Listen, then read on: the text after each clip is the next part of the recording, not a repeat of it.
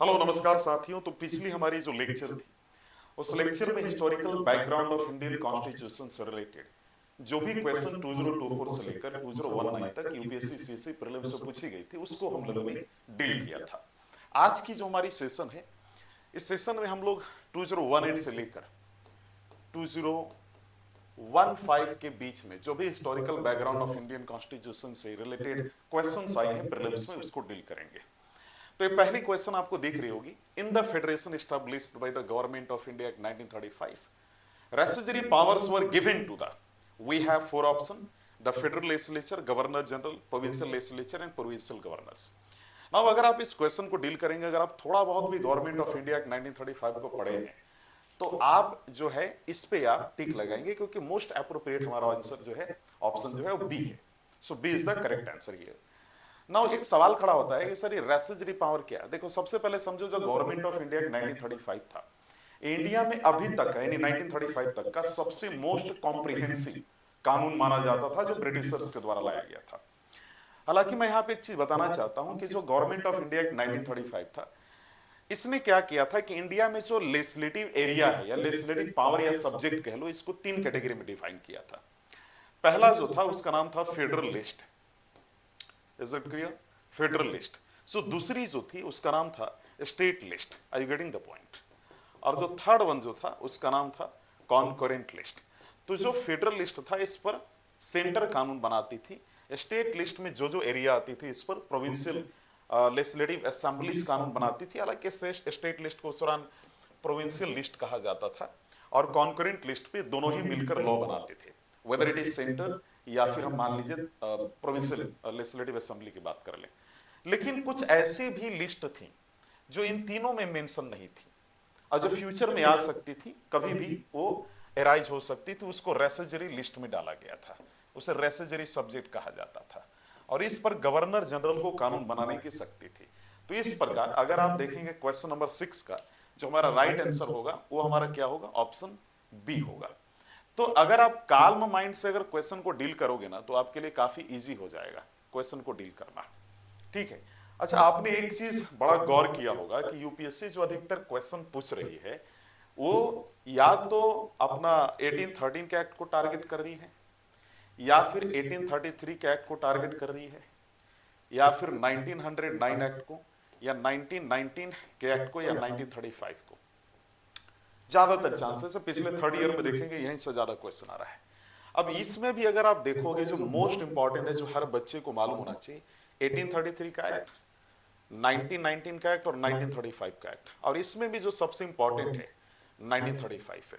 आप समझ रहे हो? तो हर बच्चे को कम से कम ये सारे एक्ट पे फोकस होना चाहिए। चलिए नेक्स्ट क्वेश्चन को देखते हैं।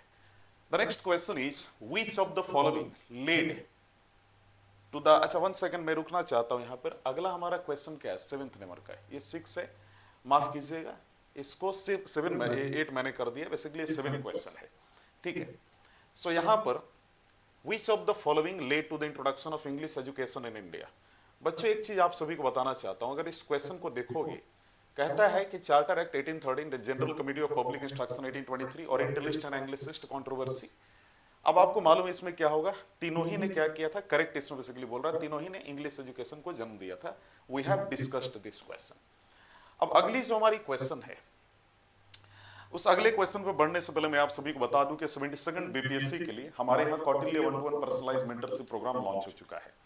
अदर इंस्टीट्यूट्स में अगर आप जाओगे जहां पर मेंटोरशिप प्रोवाइड किया जा रहा है वहां पर भीड़ बहुत होती है, लेकिन हमारे इंस्टीट्यूट की यूएसपी ये है कि हम कम बच्चों का एडमिशन लेते हैं, 120 कैंडिडेट्स का, और हर ग्रुप में 10 बच्चे होते हैं। हम यहाँ पे पर्सनल अटेंशन देते हैं, यानी एक बच्चे का पर्सनल मेंटरशिप प्रोवाइड करेंगे, इसके अलावा उसका एक ग्रुप मेंटरशिप जो 10 बच्चों का उसका अलग होगा। आपको जो है डेली अकाउंटेबिलिटी पे फोकस किया जाएगा, प्रोडक्टिविटी फोकस किया जाएगा, डेली ट्रैकिंग किया जाएगा आपकी स्टडी का कि प्रोडक्टिव स्टडी हो रहा है कि नहीं, बीपीएससी अलाइनमेंट में बीपीएससी की डिमांड के अनुसार तैयारी हो रही है कि नहीं, आपकी जो तैयारी है वो आपकी तैयारी लाइक कंसिस्टेंसी और डिसिप्लिन के साथ चल रही है कि नहीं, उन सभी चीजों को हम देखते हैं। तो अगर आप चाहते हैं कि Kautilya 1-to-1 personalized mentorship programme को आप ज्वाइन करें तो आप हमारे इस नंबर पे व्हाट्सएप से कांटेक्ट कर सकते हैं। चलिए आगे बढ़ते हैं। तो नेक्स्ट हमारा जो क्वेश्चन है, in the context of the Indian history the principle of diarchy refers to, ये 9 नंबर का question which is very important question again. कहता है division of the central legislature into 2 houses, ये 2017 में पूछा जा चुका। इसके बाद ऑप्शन बी कहता है introduction of the double government that is central and state governments. Is it clear? इसके बाद हमारा पूछता है C having two sets of rulers, है ना, having two sets of rulers, one in London another in Delhi. और इसके बाद हमारा जो पूछता है next question that is basically division of the subjects delegated to the provinces into 2 categories. अगर आप इन दोनों क्वेश्चन इस क्वेश्चन को पर्टिकुलरली देखोगे 2017 का जो यूपीएससी ने पूछा है, ये भी काफी इजी क्वेश्चन था। ये जानबूझकर यूपीएससी ने पूछा क्योंकि 1784 में जो पीट्स इंडिया एक्ट आया था उसके थ्रू ब्रिटिश गवर्नमेंट ने इंडिया में जो है डुअल गवर्नमेंट सिस्टम को लॉन्च किया था। यानी इंडिया की जो कमर्शियल जो सेक्टर थी उसको डील करने वाला था बेसिकली ईस्ट इंडिया कंपनी, और ईस्ट इंडिया कंपनी के ऊपर जो बोर्ड ऑफ डायरेक्टर थे ये बेसिकली डील करने वाले थे। इंडिया की पॉलिटिकल एंड एडमिनिस्ट्रेटिव पावर को बोर्ड ऑफ कंट्रोल जो उसी दौरान ये ऑफिस बनी थी इंडिया में, ये डील करने वाला था। और इसके नीचे जो बंगाल गवर्नर जनरल था। तो एक तरफ प्राइवेट एंटिटी कमर्शियल एक्टिविटी को डील करता, वहीं दूसरी ओर जो पॉलिटिकल एंटिटी था वो बेसिकली इंडिया के उस दौरान पॉलिटिकल एंड एडमिनिस्ट्रेटिव एरिया को डील करने वाला था। इसे डुअल गवर्नमेंट कहा जाता था। तो कई बच्चे डुअल गवर्नमेंट को डायरकी से कंफ्यूज कर जाते हैं, जबकि डायरकी 1919 में इंडिया में जो दो पावर जो बेसिकली थी, जिसको पावर को एरिया को डिफाइन आप कह सकते हो डिवाइड किया गया था 2 सेक्टर्स में, 2 एरिया में। इसका एक का नाम था फेडरल लिस्ट और दूसरा का नाम था प्रोविंशियल लिस्ट, है ना। और प्रोविंशियल लिस्ट में अच्छा कई बच्चे इससे भी कंफ्यूज कर जाते हैं कि जो पावर को 2 कैटेगरीज में वर्टिकली डिवाइड किया गया है, तो इसको भी dual sorry for that dyarchy कहा जा सकता है। बेसिकली ये भी डायरकी नहीं, ये तो डिवीजन ऑफ सब्जेक्ट्स है, समझ रहे हैं आप। तो प्रोविंशियल जो सब्जेक्ट था, प्रोविंशियल लिस्ट था, इसको 2 कैटेगरी में डिवाइड किया गया था उस दौरान। जो पहली कैटेगरी थी उसका नाम था रिजर्व्ड और दूसरा था ट्रांसफर्ड सब्जेक्ट, यानी आरक्षित और दूसरा हस्तांतरित विषय, ठीक है। तो इसको बेसिकली डायरकी कहा जाता था, द्वैध शासन। तो ये डायरकी जो है ना, ये डायरकी इसको बोल रहा है, डिवीजन ऑफ सब्जेक्ट और डुअल गवर्नमेंट को नहीं बोल रहा है, ये क्लियर कर लीजिए। तो डायरकी अगर इसमें देखेंगे, इसका जो राइट आंसर होगा वो हमारा ऑप्शन डी होगा, division of the subjects delegated to the provinces into 2 categories. So option D is the correct answer, है ना। तो क्वेश्चन नंबर 9 का जो हमारा डी ऑप्शन है ये हमारा करेक्ट है। Division of the central legislature into 2 houses, ये भी नहीं है, बाइकैमरलिज में होता है। Introduction of the double government central and state governments, ये भी नहीं है। Having 2 sets of rulers, one in London another in Delhi, ये भी नहीं है। सो option D is the correct answer, क्योंकि मोस्ट अप्रोप्रिएट हमारा ये है और डायरकी का मतलब यही है। Now next question. तो अगले क्वेश्चन को मैं चाहता हूं कि आप सभी ध्यान से पढ़ें और बहुत इंपॉर्टेंट क्वेश्चन है। क्वेश्चन ये है हमारा कि 1 second, the Montagu Chelmsford proposals were related to 2016 में यूपीएससी ने पूछा हुआ है social reforms, educational reforms, reforms in police administration, constitutional reforms. तो ऐसा है कि ये तो नहीं होगा। दूसरा एजुकेशनल रिफॉर्म भी नहीं होगा। पुलिस एडमिनिस्ट्रेशन से रिलेटेड रिफॉर्म कर्जन के समय लाई गई थी, कमीशन बैठाया गया था, वो नहीं होगा क्योंकि कर्जन का वो पुलिस कमीशन से रिलेटेड है। कॉन्स्टिट्यूशनल रिफॉर्म है। सो option D is the correct answer. ये बहुत इजी क्वेश्चन थी, इस पे ज्यादा डिस्कशन की आवश्यकता नहीं है। सो अगला हमारा जो क्वेश्चन है, the government of India act 1919। देखो मैंने कहा था ना कि जो 1935 का, 1919 का, 1939 का और 1833 का और 1813 का जो एक्ट है बहुत इंपॉर्टेंट है। देखो 1919 और 1935 से ज्यादातर क्वेश्चंस आ रही हैं, ठीक है। तो the government of India act 1919 clearly defined what, the separation of power between the judiciary and the legislature, the jurisdiction of the central and provincial governments, the powers of the secretary of state for India and the viceroy, and none of the above। देखो इस question को हिंदी में भी देख लो, है ना। जो Hindi medium के कैंडिडेट्स हैं, अगर इस क्वेश्चन को देखोगे, ये क्वेश्चन बहुत ही इजी क्वेश्चन है ना।